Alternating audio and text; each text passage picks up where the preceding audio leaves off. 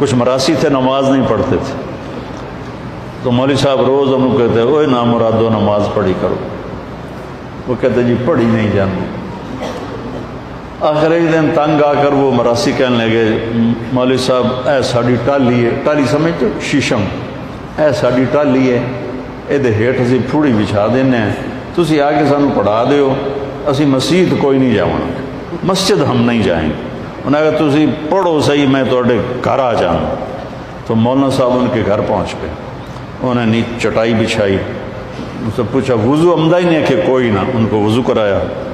نماز کہ جی پہلی پڑھنی کرنا کی ہے کہ جو میں کراں تسی وہ کر دو۔